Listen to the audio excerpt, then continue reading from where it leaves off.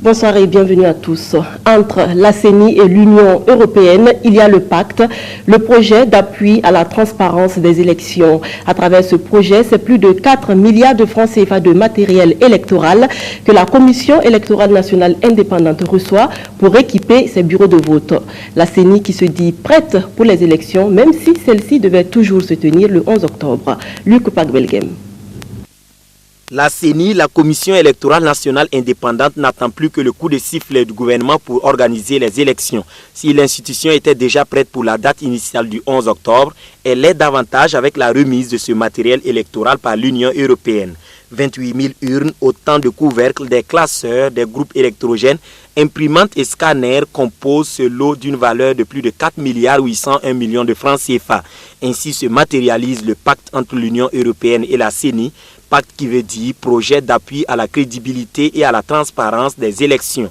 L'Union européenne marque son soutien à la transition et au processus électoral et son soutien au Burkina Faso. Donc l'Union européenne, comme elle l'a montré pendant les événements, a été extrêmement claire dans la condamnation du coup d'État, dans la demande du rétablissement de la transition et dans son souhait exprimé en accompagnement de ce que souhaite le peuple du Burkina Faso, que le processus électoral puisse être remis le plus tôt possible sur les rails, afin de permettre au peuple burkinabé de se doter d'institutions qui permettront de s'attaquer aux questions qui intéressent tout le monde, c'est-à-dire la paix, la sécurité, le développement, l'état de droit, dans l'intérêt de tous.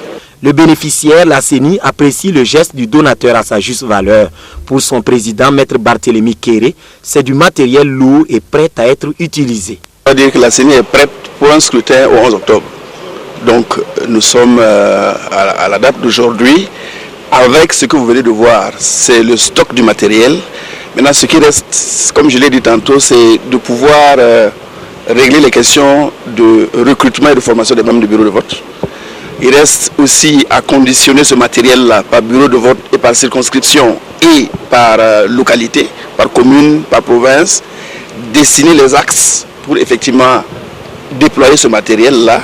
Et ce qui nous reste maintenant, c'est d'avoir la date précise du scrutin.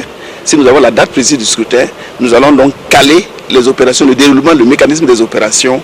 Depuis le retour à la normale après le coup d'État raté, partis politiques et sociétés civiles élèvent de plus en plus la voix pour demander la tenue des élections dans les meilleurs délais.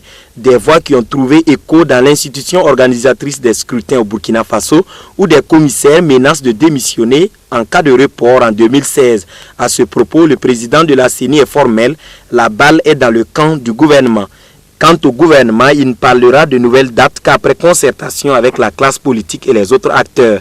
La machine électorale est en marche et tous les regards sont désormais tournés vers le gouvernement de la transition. Du côté de l'Union européenne et de la CENI, le souhait est de voir réussir des élections transparentes et acceptées de tous. La CODEL, la Convention des organisations de la société civile pour l'observation domestique des élections, souhaite, elle, que le scrutin couplé présidentiel et législative se tienne au plus tard le 22 novembre 2015.